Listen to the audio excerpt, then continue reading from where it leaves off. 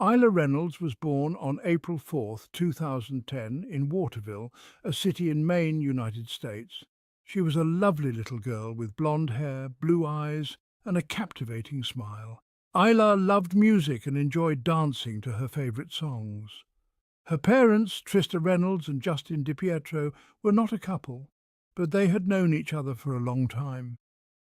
In the summer of 2009, they had a brief romance during which Trista became pregnant.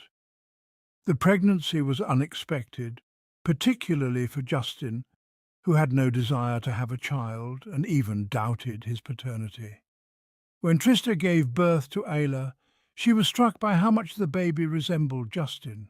However, he still refused to acknowledge her as his daughter.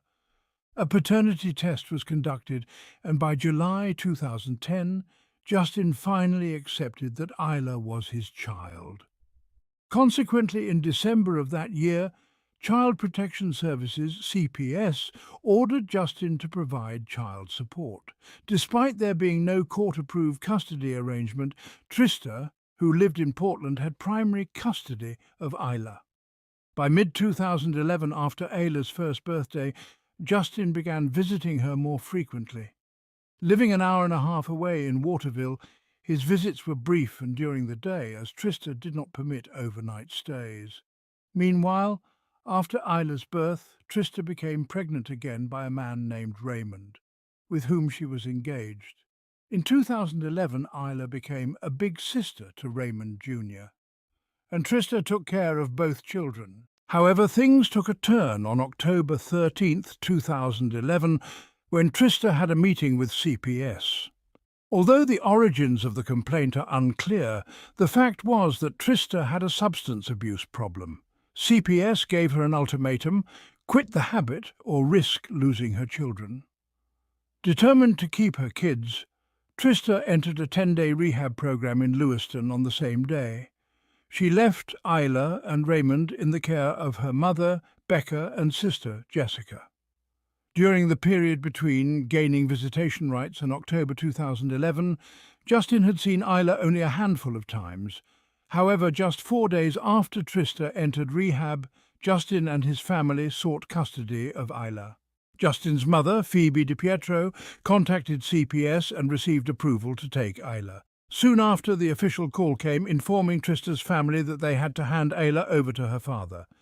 The decision angered Trista's family, but CPS argued that Justin, as Ayla's biological father, had a superior right to custody compared to her aunt. Justin and his family, however, did not know the address of the home where Ayla was staying. So CPS provided them with the location, and a police officer, George Weaver, accompanied Justin and his mother to Jessica's house. Phoebe waited in the car while Justin and Officer Weaver approached the door. A dramatic scene unfolded. Jessica begged the officer not to take Ayla, explaining that Justin had been abusive and had previously hit Ayla. She vowed not to give Ayla up willingly. Despite her protests, Officer Weaver observed that Ayla appeared to be in good spirits, laughing and playing. To illustrate her point, Jessica asked the officer to watch Ayla's reaction when Justin approached. As Justin came closer, Ayla immediately began crying and tried to escape. Nevertheless, the officer handed Ayla over to her father. She immediately burst into tears and tried to escape, but the officer handed the screaming Ayla to her father. Ayla kicked, screamed, and even tried to bite the officer as he placed her in Justin's arms. Ayla's aunt pleaded with authorities, explaining that Ayla was terrified of her father, but Charles, the officer, explained that it wasn't his decision to make. While he wouldn't have given Ayla to Justin based on the visible distress, he had to comply with the juvenile agency's orders. It's important to note that if Justin wanted full custody of Ayla, he would have needed to secure either an agreement with the girl's mother or a judicial process, neither of which had occurred. What transpired was not a legal court ruling, but rather the decision of a Child Protection Services supervisor. This decision appeared to override the mother's full custody arrangement and Ayla's established living environment with her maternal relatives during her absence. Custody arrangements are generally determined through judicial processes that involve multiple factors, such as the child's welfare and safety. Before a court grants sole physical custody, thorough evaluations are conducted. This includes detailed background checks, home visits, and assessments to ensure the child's well-being. However, in Ayla's case, none of these procedures were carried out. This raises serious concerns about whether the best interests of the child were truly taken into account when the decision was made to remove Ayla from her relatives and place her in her father's care. Analysis of the situation suggests that the only compelling reason to move Ayla would have been if there was a clear, imminent danger to her safety. But if such a danger existed, it's unclear why Ayla's brother, Raymond, who remained in the same household, was not also removed. Once Justin gained temporary custody, he took Ayla to his home on Violet Avenue in Waterville, Maine. The home was shared with his 47-year-old mother, his 24-year-old sister Alicia, and her young daughter Gabriella, who was also a baby. At 25 years old, Justin lived in the partially finished basement, while the rest of the family resided upstairs. The arrangement seemed somewhat unstable, but there were no immediate red flags during the first few weeks. Justin's communication with Trista, Ayla's mother, appeared routine, with Trista calling daily to check on Ayla. Throughout this period, there were no significant warning signs that something was wrong. While Trista was away in rehab, the custody situation was still a matter of contention. On October 20th, 2011, a meeting was held regarding Ayla's custody. Child Protection Services, two doctors, Trista, her sister Jessica, who was represented by a lawyer, and Justin, who participated by phone, were all present. During this meeting, an agreement was reached for Ayla to be returned to Trista on October 22nd, following her completion of treatment. It was also arranged for Justin to visit Ayla at the centre where Trista was undergoing treatment on October 21st. Unfortunately, things did not go according to plan. None of the agreements made during that meeting were fulfilled. Desperate to get her daughter back, Trista repeatedly called Child Protection Services, seeking their assistance in enforcing the agreement. When she couldn't get the support she needed, she reluctantly agreed to a temporary arrangement with Justin, allowing him to retain custody of Ayla while she retained visitation rights. It was a compromise, but one that left Trista feeling uneasy. In the following weeks, Ayla's situation became more troubling. On November 12, 2011, Justin took Ayla to the emergency room after she sustained an injury. The doctors discovered that Ayla had a broken bone in her elbow. Justin explained that the injury had occurred the previous evening when he slipped on the porch while carrying Ayla. Although Ayla had cried after the fall, Justin said that she didn't seem seriously injured until the next morning, prompting him to seek medical attention. After examining Ayla, the doctors determined that surgery wasn't necessary and that the injury would heal on its own. However, the fact that Justin delayed seeking medical help raised concerns about his attentiveness as a caregiver. As part of the follow-up care for Ayla's injury, several medical appointments were scheduled. On November 26, 2011, during her third appointment, the doctor confirmed that Ayla's injury was healing as expected. Trista attended this appointment, and unbeknownst to her, it would be the last time she would hold her daughter.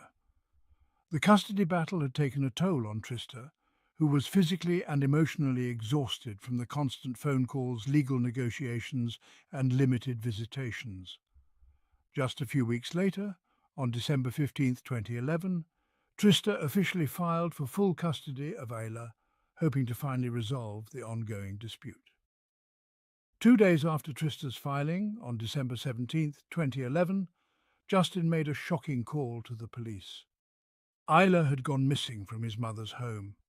He claimed that he had last seen Ayla the previous night when he, his girlfriend Courtney Roberts, and his sister Elisha had put her to bed. By the next morning, Ayla was gone, with no signs of forced entry or struggle. Panic set in immediately, and the search for Ayla began. At the time of Ayla's disappearance, Trista was en route to Machiasport, a coastal town in Maine, to visit her boyfriend Raymond, who had recently been incarcerated for arson. Trista was asleep in the passenger seat while her father-in-law Robert drove the car. Suddenly Robert received a call from Trista's father, Ron Reynolds, informing him that Ayla was missing. Shocked, Robert pulled over and woke Trista, who was dazed and confused. Hearing her father's voice on the phone, Trista quickly grasped the gravity of the situation. Ron urged them to return to Waterville immediately to speak with the police. The drive felt endless for Trista, who frantically tried calling Justin, but he didn't answer. Once they arrived at the police station, Trista and Robert gave statements to the authorities. About 30 minutes later, Ron arrived, visibly distraught and angry. The tension in the room was palpable as Justin's 911 call was replayed. He had reported Ayla missing at 8:49 a.m., stating that the last person to see her had been Elisha, who checked on Ayla around 10 p.m. the previous night. Justin speculated that an intruder had abducted Ayla from her crib while everyone in the house was asleep. The news of Ayla's disappearance quickly spread, sparking an intense investigation. Waterville Police Chief Joe Massey took the lead, promising to leave no stone unturned in the search for Ayla. Authorities searched the home for any signs of foul play or clues as to Ayla's whereabouts. The family temporarily relocated to stay with friends, while law enforcement established a command centre at the Waterville City Council to coordinate the search efforts. On December 18th, the second day of the search, sniffer dogs were brought in to search the area around Lonsky Mesa Creek, a waterway near Justin's home.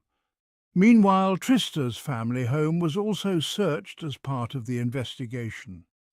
During this time, Trista stayed at a local motel with her mother and her son.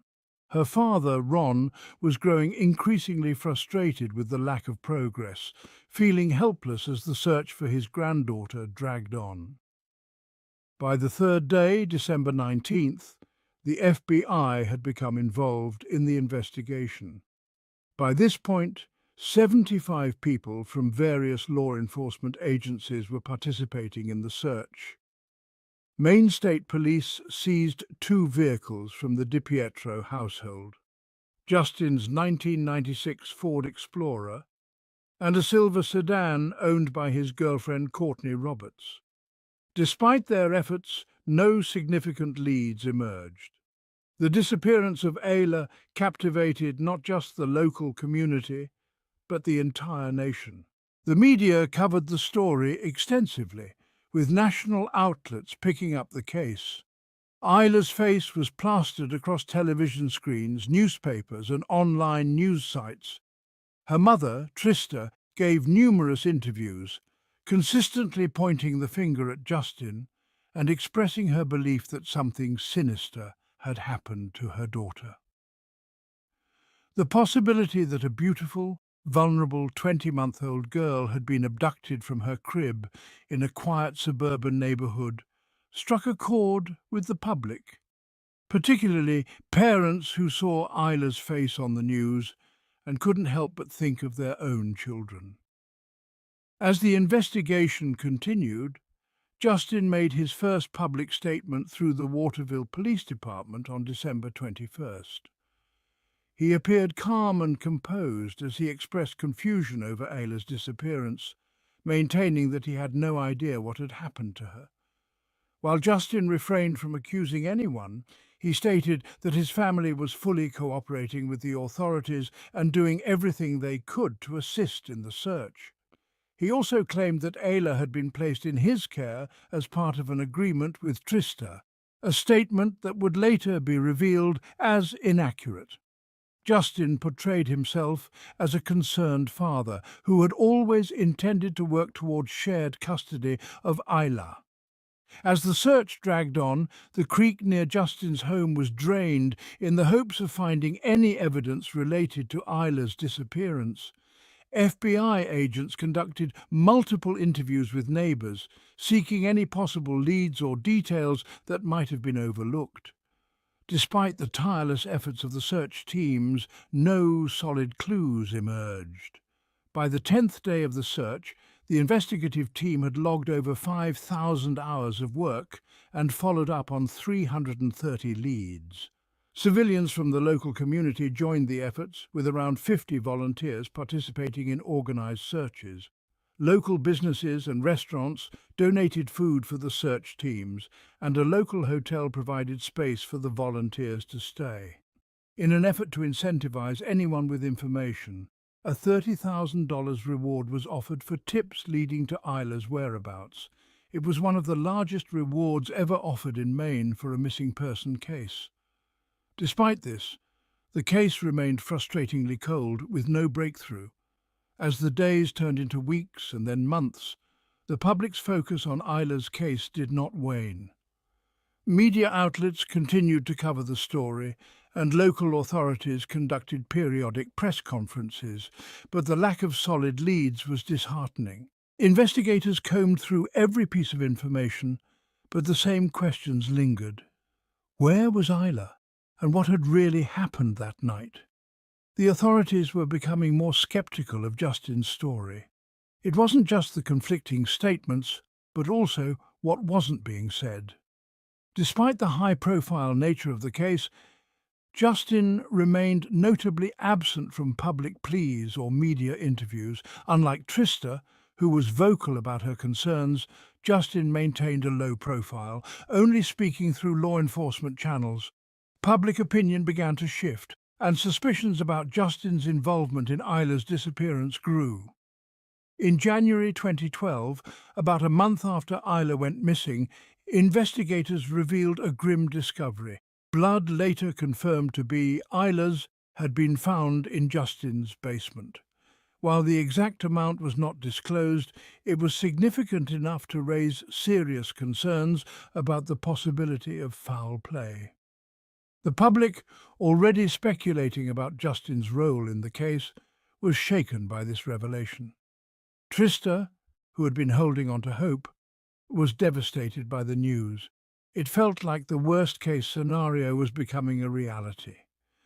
As investigators continued to analyze the evidence, they held multiple interviews with Justin and the other adults present in the house the night Ayla disappeared. Justin, his sister Elisha, and his girlfriend Courtney all maintained their original statements. They had no idea what had happened to Ayla and had been asleep when she vanished. However, inconsistencies in their accounts, combined with the discovery of Ayla's blood, painted a darker picture of that night. In February 2012, investigators publicly announced that they believed foul play was involved in Ayla's disappearance. They did not believe Ayla was abducted, as there were no signs of forced entry or any credible evidence supporting the theory of a stranger taking her. Instead, authorities began to suspect that something had happened to Ayla inside the home, and that the adults present were not being truthful. This announcement marked a turning point in the investigation. While no one had been charged or arrested, the implication was clear.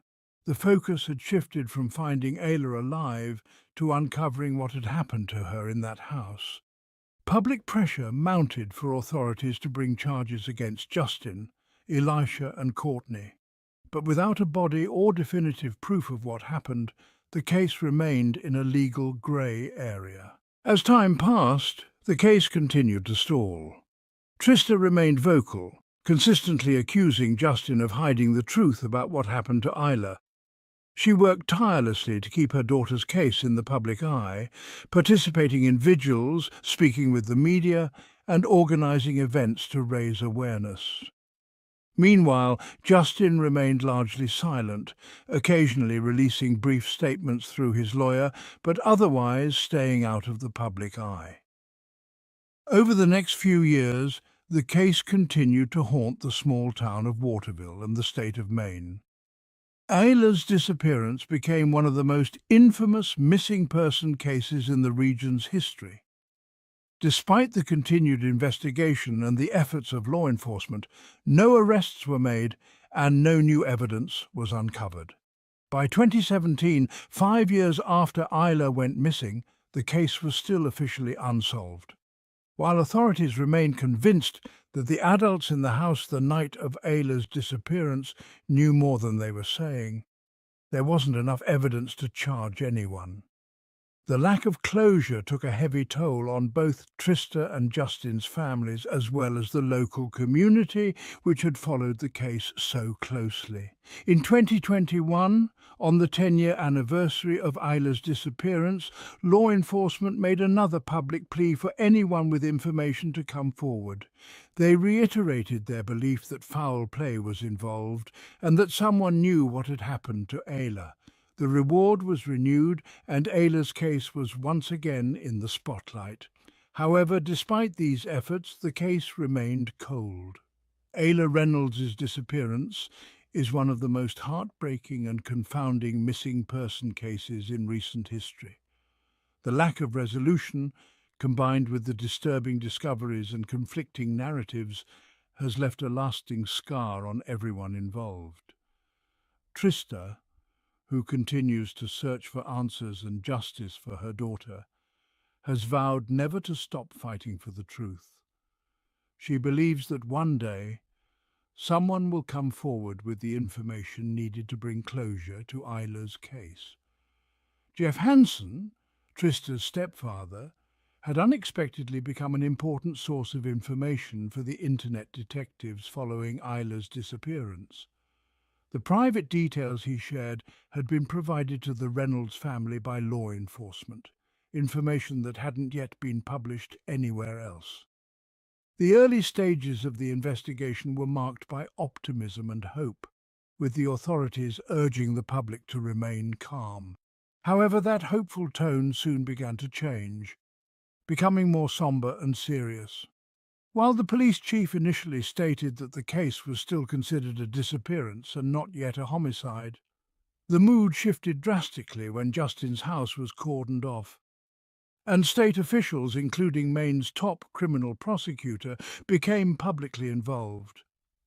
Officers not only sealed off Justin's house and the surrounding land, but also confiscated vehicles for investigation, signaling the possibility that something far more sinister had occurred.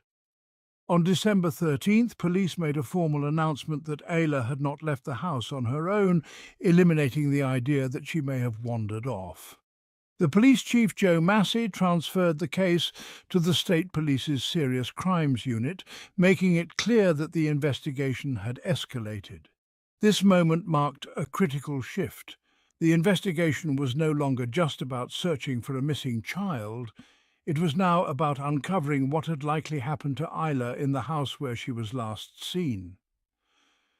In the early days, Justin DiPietro, Ayla's father, remained noticeably absent from media coverage, a fact that attracted attention.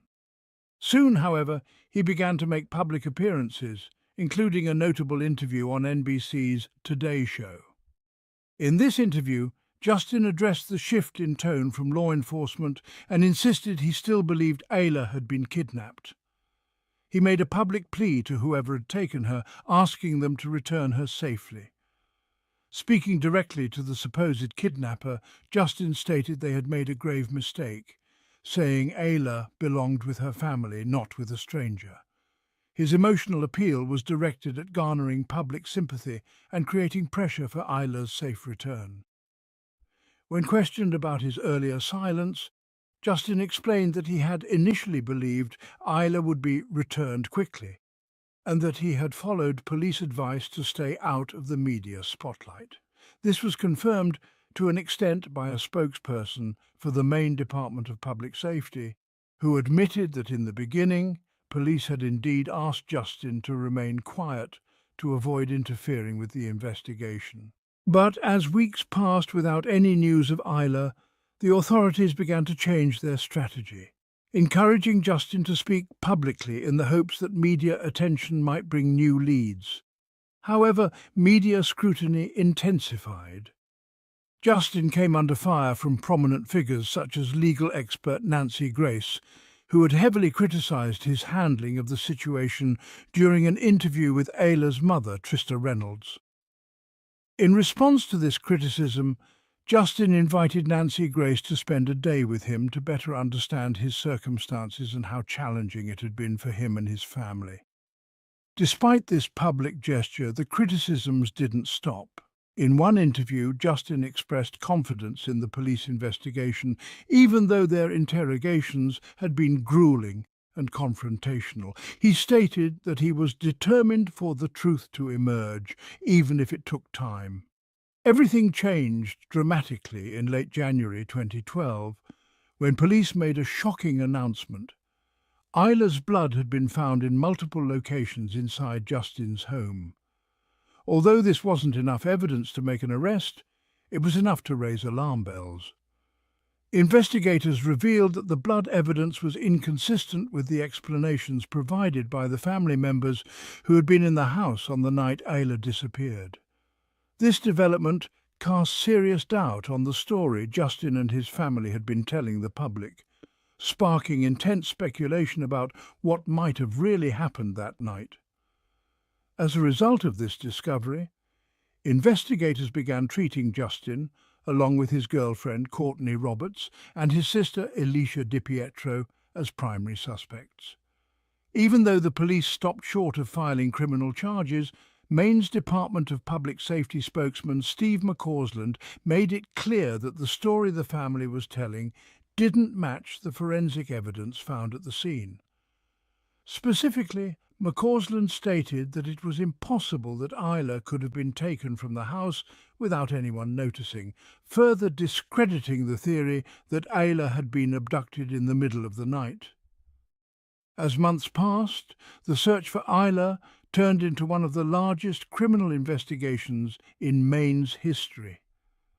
Despite the extensive searches, which included combing through woods, rivers, and even conducting dive operations in nearby bodies of water, no trace of Ayla's body was ever found. By May 2012, 5 months after Ayla was reported missing, police formally announced that it was highly unlikely she was still alive. This statement devastated Ayla's family, especially her mother, Trista, who had held on to the hope that her daughter might still be found alive.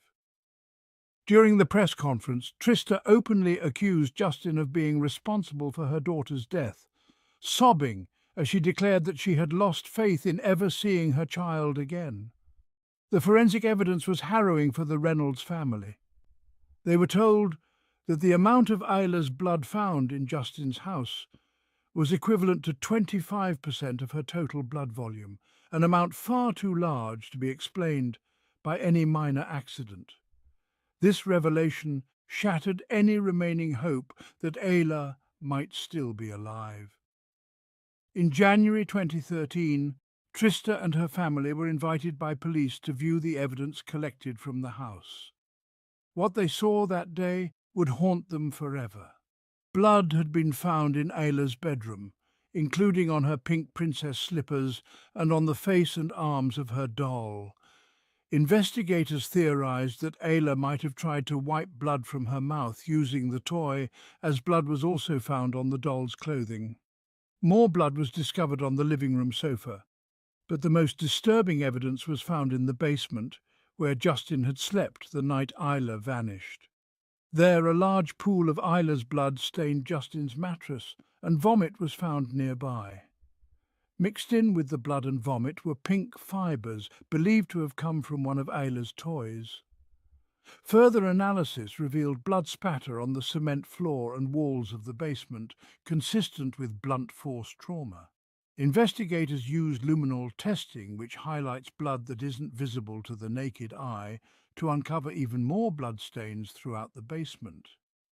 Additionally, blood was found on a pair of slippers belonging to Justin, raising serious questions about his involvement in what had happened to his daughter. The Reynolds family was devastated by the extent of the blood evidence. Trista, unable to bear seeing the photos of the crime scene, fled the police station in tears, overwhelmed by the horrifying realization that her daughter had likely suffered a violent death. Trista recalled being told by investigators that when Justin and his family had been shown the same evidence months earlier, they hadn't shown any reaction. Justin's mother, Phoebe DiPietro, and his sister, Alicia, had refused to even look at the photographs, showing no interest in the details of the investigation. Justin himself had remained stoic, offering no emotional response to the gruesome revelations. After seeing the evidence, Trista felt compelled to speak out.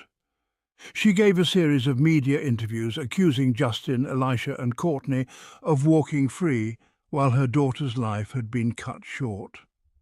In her mind, the three adults in the house had covered up what had really happened to Ayla that night. Although investigators had not yet pressed criminal charges, Trista was convinced that Ayla was dead and that those responsible were getting away with murder. In September 2013, fed up with the lack of progress in the case, Trista wrote a letter to the press revealing everything she knew about the investigation.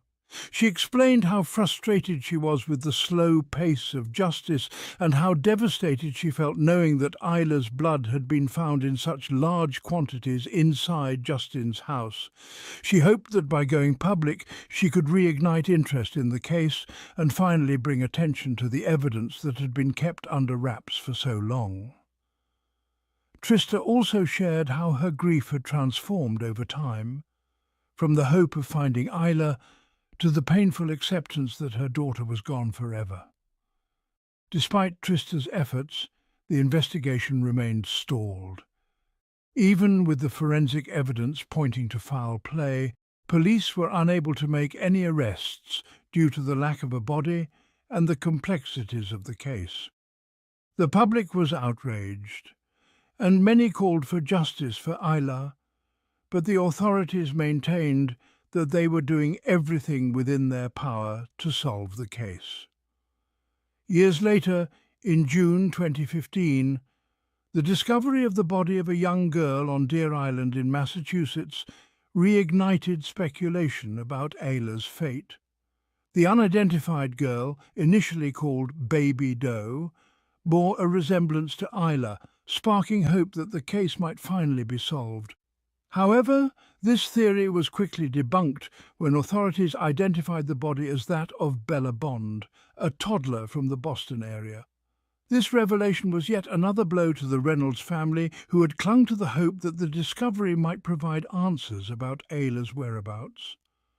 In the years that followed, the media continued to revisit Ayla's case, but no new developments emerged. By 2017, Trista had grown weary of waiting for justice and took matters into her own hands by filing a wrongful death lawsuit against Justin. Armed with a court ruling that legally declared Ayla dead, Trista accused Justin of causing her daughter's death through unlawful actions. She alleged that Ayla had suffered significant physical pain and terror before her death and sought damages for her daughter's wrongful death. At the heart of the lawsuit, Trista sought answers and accountability. She wanted the courts to officially recognize that Justin DiPietro had played a direct role in Ayla's death, even if the criminal justice system had yet to provide any resolution. By pursuing a civil case, Trista hoped to force Justin into a position where he would either have to defend himself under oath or potentially face financial penalties for his involvement in the tragedy. The civil lawsuit was an avenue of last resort for Trista. She had waited for years, watching as law enforcement pursued dead ends and as media attention waxed and waned. The lawsuit laid out her belief that Justin had caused or contributed to Ayla's death through negligence or deliberate harm. While Trista didn't expect to recover financially, she hoped that the legal process would offer some closure and shed light on the exact circumstances of Ayla's final hours. For Trista, the civil case was a path to justice, albeit a limited one. She recognized that nothing would bring Ayla back, but if the courts could officially declare Justin responsible, it would at least offer a semblance of peace. At the same time, she continued to push for further investigation into the criminal side of the case. Her hope was that the lawsuit would prompt new interest from law enforcement, perhaps leading to new evidence or witness testimony that could finally lead to criminal charges being filed. By the time the wrongful death lawsuit was filed, Justin had largely retreated from public life. He had moved out of state, seemingly trying to escape the scrutiny that had surrounded him since Ayla's disappearance. Public opinion had long since turned against him, with many in the community convinced of his guilt. His mother, Phoebe DiPietro, had also remained steadfast in her defense of her son, insisting that Ayla's disappearance was still a mystery and that Justin had nothing to do with it. However, the overwhelming evidence, particularly the blood found in the home, continued to paint a different picture. As the civil case unfolded, the memories of Ayla's disappearance resurfaced in the media, with news outlets once again covering the case in detail. The public was reminded of the tragic events, the mysterious circumstances, and the long, painful journey that Trista and her family had endured in their search for justice. The media coverage brought renewed focus on the inadequacies of the investigation and the frustrating reality that no one had been held accountable for Ayla's death. Through it all, Trista remained a steadfast advocate for her daughter. Despite the heartbreak, the years of waiting, and the lingering questions, she continued to fight for justice in Ayla's name. For her, the memory of her daughter was a constant source of both pain and strength. Ayla's short life had been marred by tragedy, but Trista was determined that her death would not go unanswered. In the aftermath of the wrongful death lawsuit, the investigation into Ayla's disappearance remains open. The authorities have stated that the case will remain active until new evidence emerges or a resolution is reached.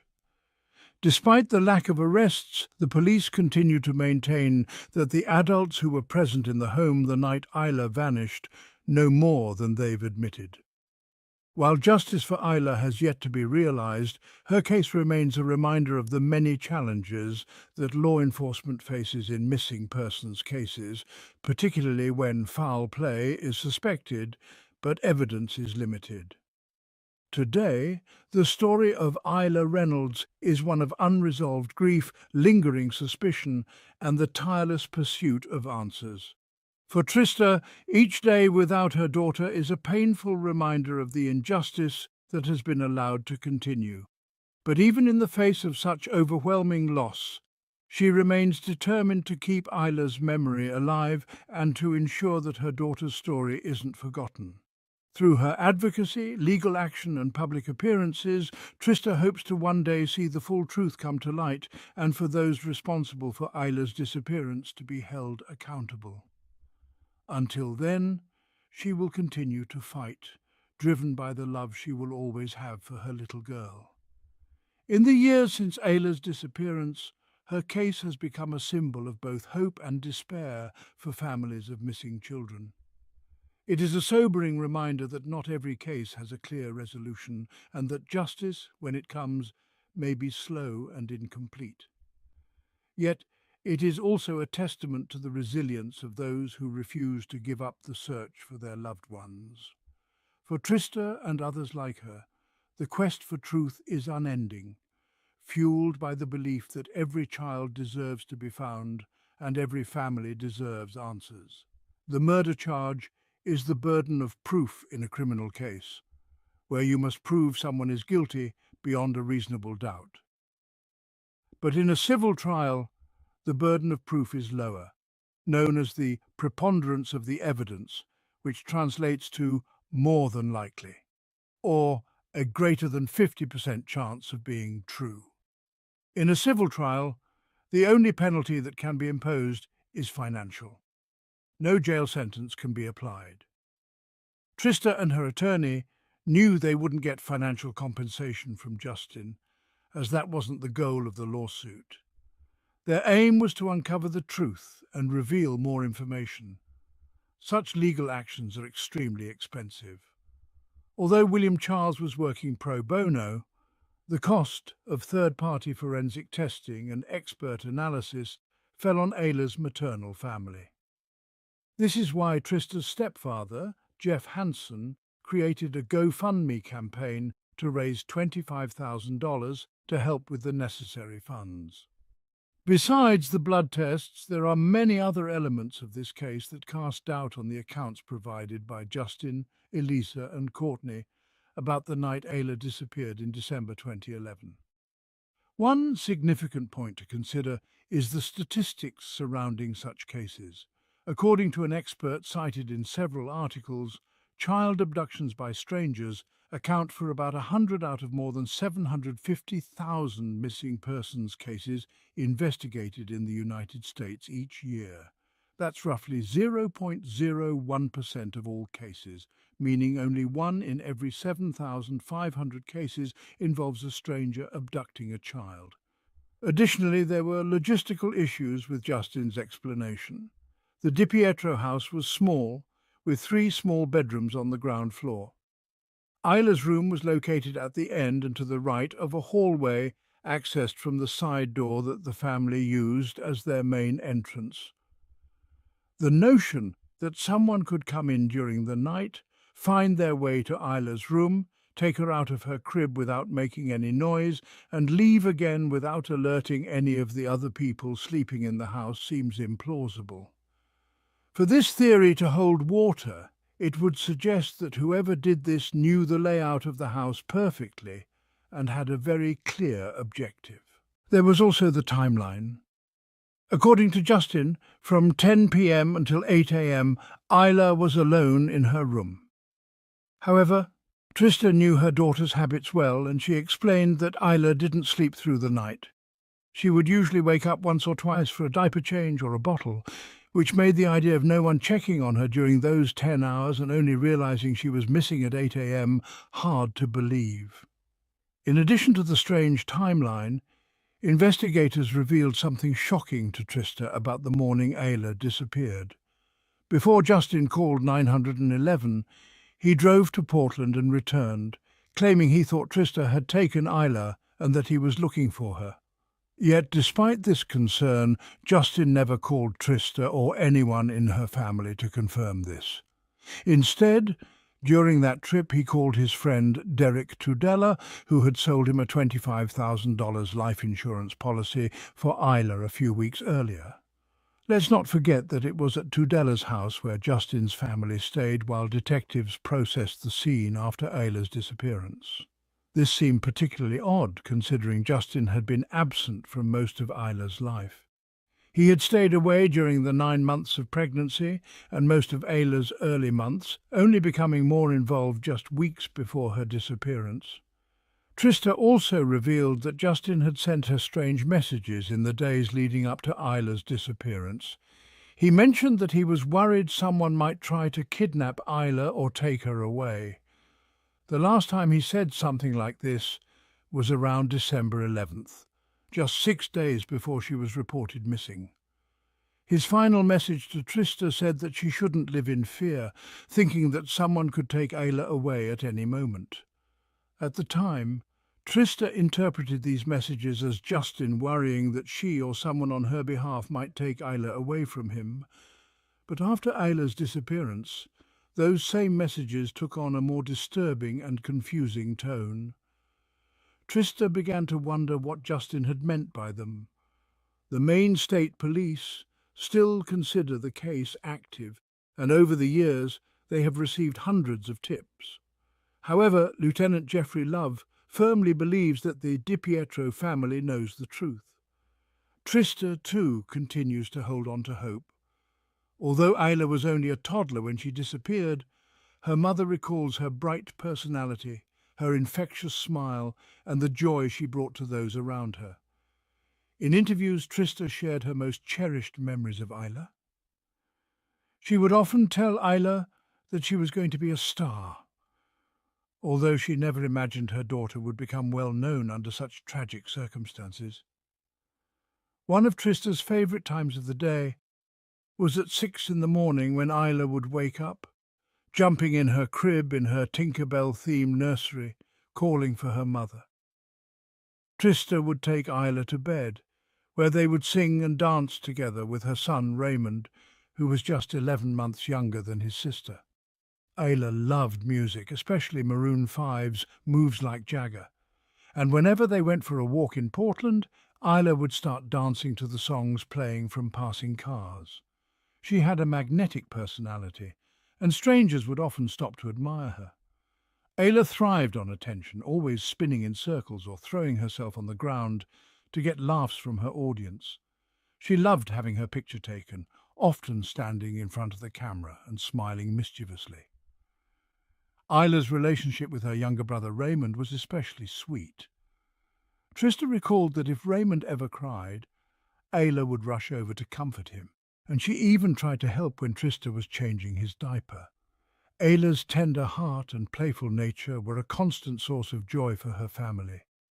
When Trista chose Ayla's name, she found it in a book, and its meaning, eternal flower, seemed fitting. Ayla was Trista's eternal flower, taken from life too soon, but forever blossoming in the memories of those who loved her.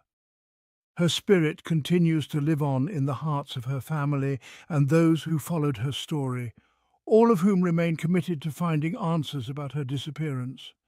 The investigation remains active, but as the years pass, the lingering pain of Ayla's loss grows heavier. In 2022, Trista filed to amend and expand the wrongful death lawsuit against Justin to include new evidence discovered by investigators. She also sought to include Justin's mother and sister Elisa in the lawsuit, believing they too were complicit in Ayla's death or in hiding the truth. By early 2023, the case was still moving forward, though delayed by the COVID-19 pandemic and other legal obstacles. Trista remains determined to find justice for Ayla, knowing that her daughter's memory deserves closure and that those responsible should be held accountable. Callie Puto was born on September 20th, 1989, in Rochester, New York. As an only child, she received all the love and attention from her parents. However, when Callie was 3, her parents decided to separate. Callie stayed with her mother Judy, while her father maintained a close relationship with his ex-wife and frequently visited his daughter. Judy moved to a quiet suburban area of Rochester, where she lived modestly despite her ex-husband's support. She took a part-time job to save for a trip to Disneyland, delivering magazines in the neighborhood. On the evening of May 23rd, Judy prepared for her shift, organizing flyers to insert into the magazines. Around 6:45 p.m., Callie asked to go outside and play in the yard with her bike. Judy allowed it, but instructed her to stay close to the house. Callie eagerly ran outside with her bike. Minutes later, Judy finished her task and went to call Callie back. To her surprise, her daughter was nowhere to be seen. Judy searched the yard, calling out for her, but there was no response. As panic set in, neighbours quickly joined the search, but no one had seen where Callie had gone. Some recalled seeing her with other children in the yard, but she had since disappeared. The neighbourhood was heavily wooded and the residential complex was fenced off from the nearby highway. Judy was convinced that Callie hadn't left on her own accord. The girl knew her boundaries and would not have ventured far on her small bike. Fearing the worst, Judy called the police. Officers arrived swiftly, accompanied by firefighters and dog handlers. They began a thorough search of the complex and its surroundings while police canvassed each apartment in the 300-unit complex. Residents cooperated, allowing the officers in, and the building manager provided keys to units where residents were absent. Despite their efforts, neither Callie nor her bicycle was found. The search continued through the night, and by 4 a.m., the case was escalated to a special unit. Detectives questioned Judy, asking if anyone in their lives might wish them harm. They inquired about Callie's father, but Judy dismissed the idea. He had no reason to abduct Callie since he saw her regularly. When detectives asked if any of the complex's residents seemed suspicious, Judy mentioned a recent interaction with a 22-year-old neighbour named Mark. He had moved in with his wife and young son and had caught Judy's attention due to his unsettling behaviour. On one occasion, he commented that Callie was very beautiful. While Judy had heard similar remarks from others, Mark's tone was unsettling. The man said, "Look at all the boys. Cy is the most beautiful of them." While this may have sounded innocent to an outsider, it immediately raised red flags for Judy, the mother of a little girl named Kaylee. After this strange comment, Judy decided to limit her interactions with Mark, her neighbour. Although she made a point to avoid him, they still occasionally bumped into each other in the yard. On one such encounter, Mark asked Judy an odd question. "Would you tell your daughter to stay away from me?" This comment seemed suspicious, especially given their history, and it prompted Judy to stop allowing her daughter near Mark, even when she was present. Before these unsettling encounters, Kaylee frequently played with Mark's son at the playground. However, after Mark's unusual behaviour, Judy became wary and kept her daughter close. She recalled one particularly odd interaction with Mark when detectives interviewed her. She had been outside searching for Kaylee, who had gone missing, and Mark had walked by with his son. When Judy asked if he had seen her daughter, Mark simply said no. At the time, Judy was too overwhelmed with worry to pay attention to what seemed off about the situation. However, upon reflecting, she remembered that something had stood out. Mark's shoelaces were missing. She didn't give it much thought at the time because her mind was consumed with fear for Kaylee, but looking back, the missing shoelaces felt more important than she initially realized. The police, suspicious of Mark based on Judy's recollection and their own investigation, brought him in for questioning. Mark denied having any knowledge of Kaylee's disappearance and even agreed to a polygraph test. The test didn't show any deceptive answers, so the police had no choice but to release him. Additionally, Judy herself had unintentionally given him an alibi by saying she saw him in the yard with his son around the time she was frantically searching for her daughter. In the first few hours of the search, police had already inspected Mark's apartment, but they didn't find Kaylee's bicycle or anything suspicious, so they moved on.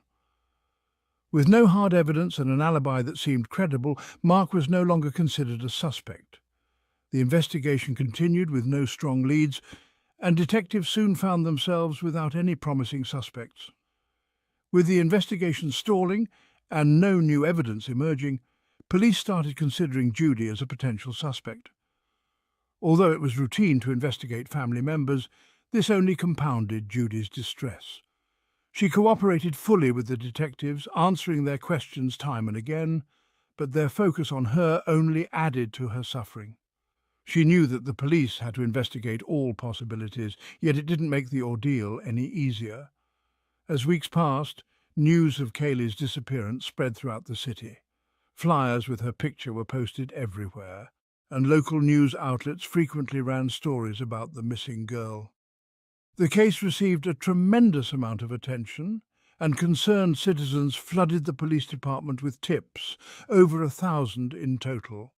Investigators carefully followed up on each lead, but none of them proved useful. Each lead eventually fizzled out, and the investigation hit a dead end.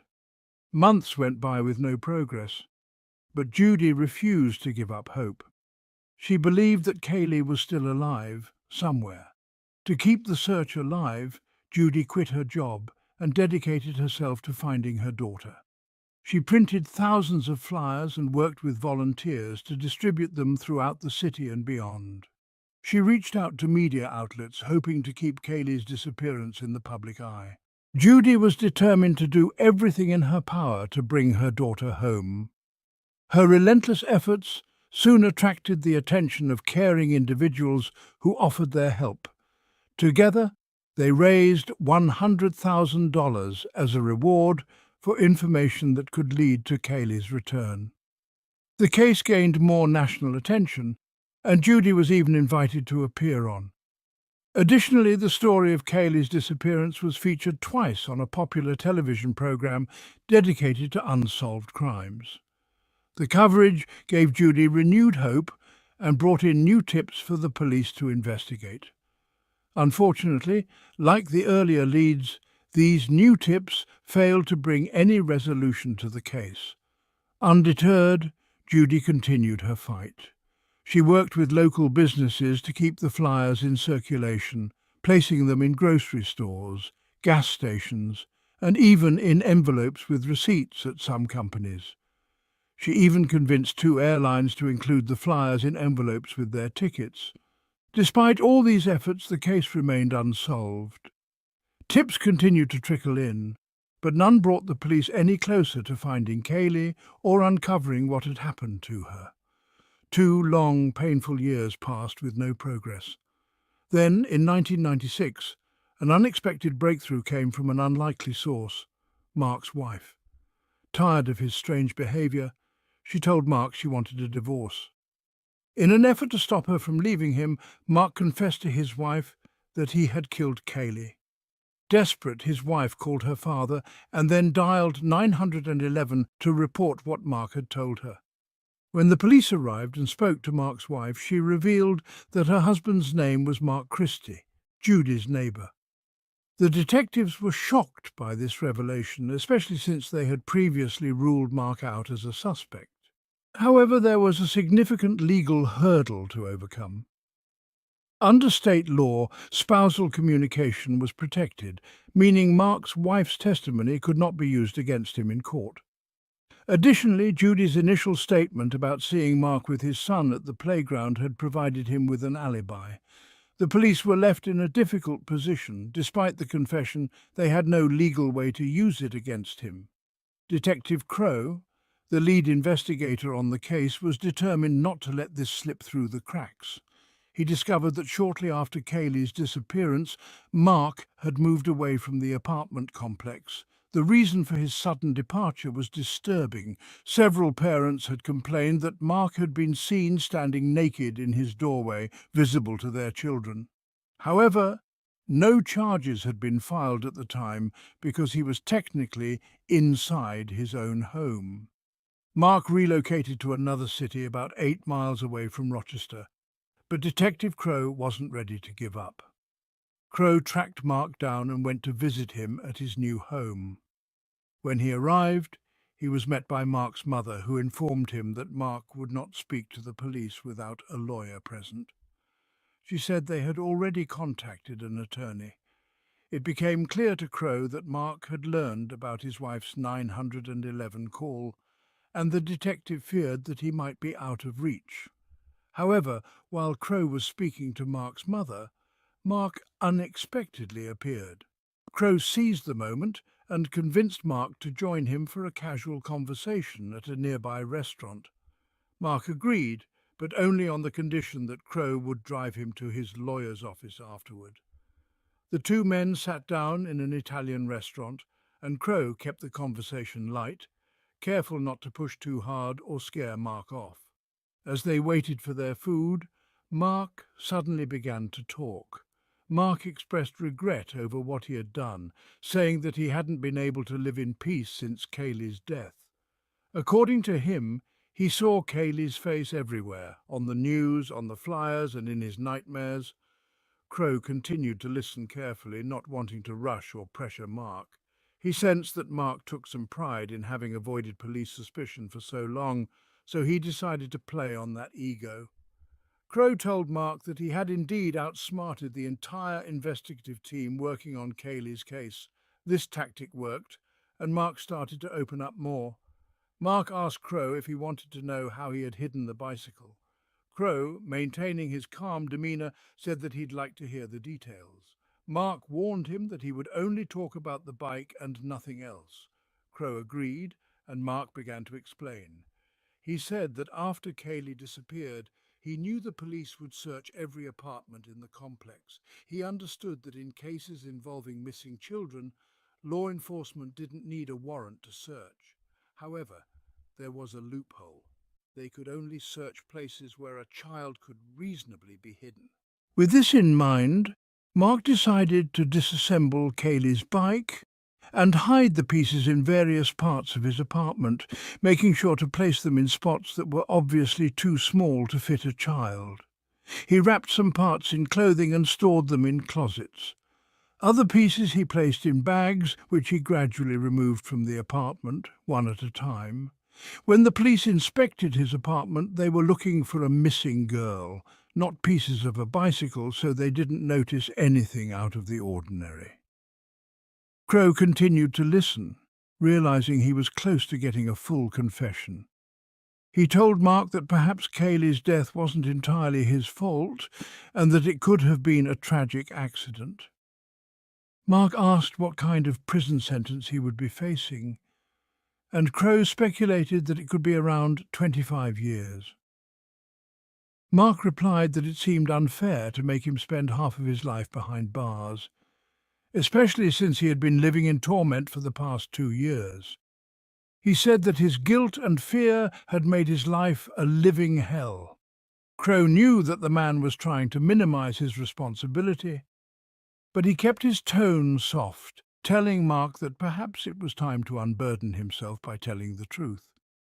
At this, Mark seemed ready to confess. He said that he would tell Crow everything, but only after he had spoken to his lawyer. Crow knew that no lawyer would allow Mark to confess to a crime, so he pressed on, explaining that if Mark didn't tell his story, Kaylee's parents would never know the truth about what happened to their daughter. Mark hesitated, then said, "I'll tell you everything, but I don't want to go to prison for life." Detective Crow nodded, knowing that he had to keep Mark talking even though he couldn't promise anything about sentencing. "Mark," Crow said carefully, "I can't control what the court will decide, but I can tell the prosecutor that you cooperated. The more truthful you are, the better chance you have. The family deserves to know what happened, and this is your chance to do the right thing." Mark sat in silence for a moment, wrestling with his thoughts. Finally, he took a deep breath and began to tell his story. On the day of Kaylee's disappearance, Mark said he had been sitting by his window, watching the children play in the yard. He admitted that he had developed an unhealthy obsession with young children, especially girls. When he saw Kaylee alone near the playground, he felt an overwhelming urge to approach her. He didn't plan what happened next, he claimed, but something inside him snapped. He invited Kaylee to come up to his apartment under the pretense of giving her a toy for his son, who was also playing outside at the time. Once inside his apartment, Mark said things escalated quickly. Kaylee became scared and tried to leave, but Mark blocked her path. He grabbed her in a moment of panic and she started to scream. Fearing that someone might hear her, he covered her mouth with his hand. In the struggle that followed, Mark strangled her without fully realizing what he was doing. When Kaylee went limp in his arms, the reality of what he had done finally hit him. "I didn't mean to kill her," Mark said softly, his voice trembling. "I just wanted her to stop screaming." Crow remained silent, letting Mark continue. Mark explained that once he realized Kaylee was dead, he panicked. He knew the police would come looking for her soon, so he quickly formulated a plan. He wrapped Kaylee's body in a sheet and hid her in a storage area in his apartment that wasn't part of the main rooms. He then went about his day as if nothing had happened, even taking his son to the playground, hoping that by acting normal, no one would suspect him. When Judy approached him and asked if he had seen Kaylee, Mark lied and said he hadn't. Later that night, after the police had searched his apartment and left, Mark knew he had to get rid of the body. He dismembered Kaylee's small frame and packed the parts in several garbage bags. Over the next few days, he disposed of the bags in various dumpsters around the city, ensuring that no one location had enough remains to raise suspicion. As Mark recounted these horrific details, Detective Crow struggled to maintain his composure. His heart raced with a mix of anger and disgust, but he knew that showing his emotions now could cause Mark to stop talking. Crow asked calmly, "What about the bike?" What did you do with it? Mark explained how he had taken the bicycle apart, piece by piece, hiding it throughout his apartment. After a few weeks, once the police activity around the complex had died down, he disposed of the parts in public trash cans far from his home, using different locations to avoid detection. Mark finally stopped talking, his shoulders slumping as though the weight of his confession had physically exhausted him. Crow sat across from him, feeling the gravity of what he had just heard. Kaylee's mother, Judy, had spent 2 years searching for her daughter, holding on to hope that Kaylee was still alive somewhere. Now Crow knew he had to be the one to deliver the devastating news. "Mark," Crow said quietly, "what you've done is unforgivable. You took an innocent child from her family. You need to face the consequences." Mark didn't respond, staring down at his coffee cup as though it held the answers to all his problems. Crow stood up, signalling that their conversation was over. Mark didn't resist when Crow led him to the police station, where he was formally arrested and charged with Kaylee's murder. Mark Christie's arrest was a relief for Judy and her family, but it didn't bring the closure she had hoped for. The details of what had happened to her daughter were almost too horrific to bear, and knowing that Kaylee's remains would never be fully recovered made the pain even worse. Still, Judy took some solace in knowing that the man responsible for her daughter's death was finally behind bars. In the months that followed, the case gained national attention again, with many people shocked by the brutality of the crime and the length of time it had taken to solve. Mark's trial was highly publicised, with reporters flocking to cover every detail. Despite his confession to Detective Crow, Mark pleaded not guilty in court, claiming that his confession had been coerced and that he had not fully understood his rights when he spoke to the detective. However, the evidence against him was overwhelming, and after a lengthy trial, Mark was found guilty of second-degree murder. He was sentenced to 25 years to life in prison, with the possibility of parole after serving 25 years. For Judy, the sentence didn't feel like enough. Her daughter's life had been taken in such a cruel and senseless way, and she would never get to see Kaylee grow up, go to school, or live the life she deserved. Judy vowed to fight against any attempts at parole, ensuring that Mark would never walk free again.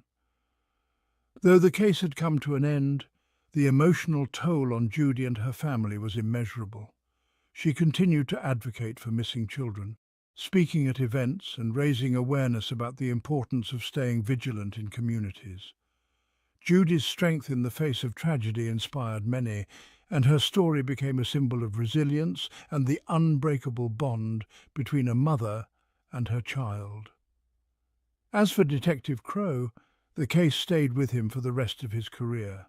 He often thought about that conversation with Mark in the restaurant, the way Mark had tried to rationalize his actions, as if there could ever be a justification for such a monstrous act. Crow knew that solving the case had brought some measure of justice for Kaylee, but the trauma of what had happened would never fully fade for her family or for him. Kaylee's case remained a sombre reminder of how fragile life can be and how predators can hide in plain sight. Judy continued her work with organisations that focused on child safety, believing that no parent should ever experience the pain she had endured. She became a voice for other families, sharing her story to help prevent future tragedies. Over the years, Judy's advocacy led to changes in local laws, particularly around the handling of spousal communication in criminal cases. Her efforts ensured that no one else would be able to hide behind legal protections after committing such heinous acts. It was a small victory in the face of such tremendous loss, but it gave Judy a sense of purpose. In the end, while Judy never stopped mourning her daughter, she found a way to channel her grief into action. Kaylee's memory lived on, not only in the hearts of those who loved her, but also in the lives saved by the increased awareness her case had brought to communities across the country. Though justice had been served, the scars remained, reminding everyone that evil can sometimes lurk just beyond the safety of home, and that sometimes it takes relentless love and determination to bring the truth to light. Years later, Judy still visits the playground where Kaylee used to play, the place where her daughter's life was cruelly interrupted. The swings creak softly in the wind, and Judy sometimes imagines seeing Kaylee running with the other children, her laughter echoing through the yard. Though her daughter is gone, Judy knows that her love for Kaylee will never die, and in that love she finds the strength to keep going, one day at a time.